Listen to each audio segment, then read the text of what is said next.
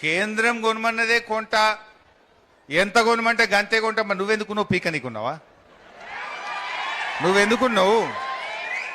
కేసీఆర్ కొనలేదా? కేసీఆర్ ఢిల్లీ పేరు చెప్పి తప్పించుకున్నాడా? మరి నువ్వెందుకు చేతులు ఎత్తుతున్నావు? నువ్వెందుకు? ఈ రాష్ట్ర ప్రభుత్వం ఎందుకు? నీకు ముఖ్యమంత్రి కూర్చేందుకు?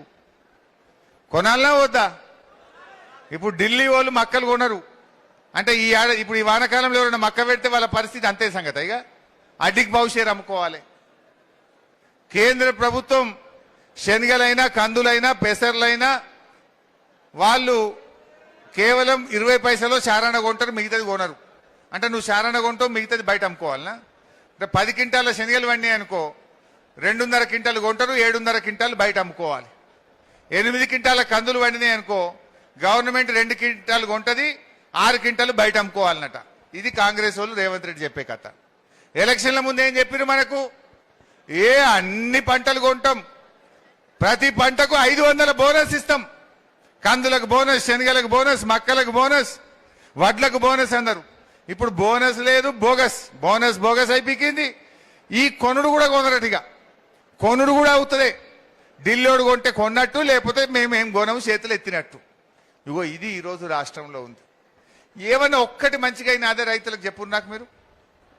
మున్పటి లెక్క కరెంట్ వస్తుందా బాయికాడ? ఎన్ని గంటలు వస్తున్నది? మళ్ళా 8-10 గంటలకు వచ్చింది. ఆనాడు 15 సబ్స్టేషన్లు కట్టించిన నేను నారాయణకెళ్ళ 15 సబ్స్టేషన్లు కట్టించిన ఒక్కటే ఏడాదిలా. అద్భుతంగా కరెంట్ ఇచ్చినాం. ఇవాళ మళ్ళా కరెంటు కూడా ఆగమైపోయింది. 10 గంటల కరెంటు కూడా రైతులకు సరిగా వస్తలేదు. కరెంట్ ఆగమైపోయింది. యూరియా బస్తాలు దొరకాయి, పంటలు కొనడట, రైతు బంధు ఎగబెట్టాడట, రైతు బీమా బంధు పెట్టాడట. ఇంకా అసలు రైతు అంటోడు ఎవడన్నా కాంగ్రెస్ ఓటేస్తారా?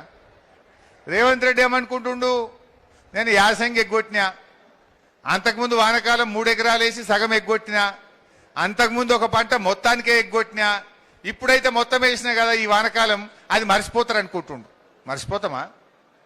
రైతు బంధు మీద రేవంత్ రెడ్డి పెట్టిన బాకీ 19,000 కోట్ల రూపాయలు ఎగబెట్టినావు బిడ్డ. అది ఇచ్చేదాకా తెలంగాణ రైతుల్ని నిడిచిపెట్టరు. రుణమాఫీ ఎంత ఎగ్గొట్టిండు? సగం చేసిండు, సగం ఎగ్గొట్టిండు. అసెంబ్లీలోనేమో 35,000 కోట్ల రుణమాఫీ చేస్తా అని చదివిండు. కానీ ఇచ్చింది 18,000 కోట్లు, ఎగబెట్టింది 18,000 కోట్లు. సగం ఎగ్గొట్టిండు. అందుకే ఇక్కడ సగం మందికి రుణమాఫీ కాలే. ఎలక్షన్ల కూడా కేసీఆర్ రుణమాఫీ చేసిండు. మళ్ళా ఉరుకుర్రి, మళ్ళా తెచ్చుకోర్రి, నేను మళ్ళా చేస్తా అన్నాడు. ఇప్పుడేమో ఎల్లెలకెళ్ళ పడ్డాడు. అందువల్ల నేను నారాయణఖేడ్లో మీ అందరి కార్యకర్తలను కోరేది, ఇవి ఇక్కడ వినడం మీకు తెలిసి ఇలా చాలా వరకు మీకు తెలిసినాయే, కానీ ఇది ప్రజల్లో చర్చ పెట్టండి. మీ గ్రామ పంచాయతీ కాడ, మీ రచ్చబండ కాడ, దావత్ల కాడ, పండుగ కాడ రేవంత్ రెడ్డి నేను మాట్లాడిండు. కళ్ళు దుకాణం కాడ మాట్లాడుర్రి, బార్ షాపుల్లో మాట్లాడుర్రి, సావుల కాడ మాట్లాడుండ్రి, పెళ్లిళ్ళల్లో మాట్లాడుండ్రి అన్నాడు. అవు రేవంత్ రెడ్డి, బరాబర్ మాట్లాడతాం.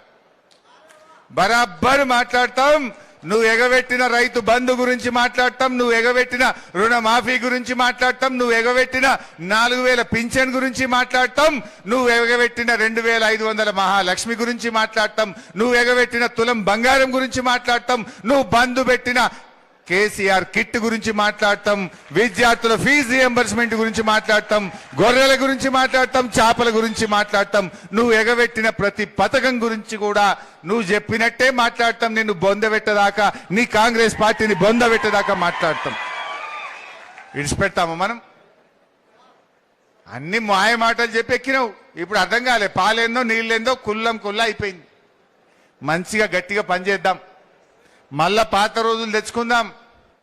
నారాయణఖేడ్లో మళ్ళీ 100 కిలోమీటర్ల వేగంతో అభివృద్ధి పరుగులు పెట్టాలంటే గులాబీ జెండా ఎగరాల్సిందే.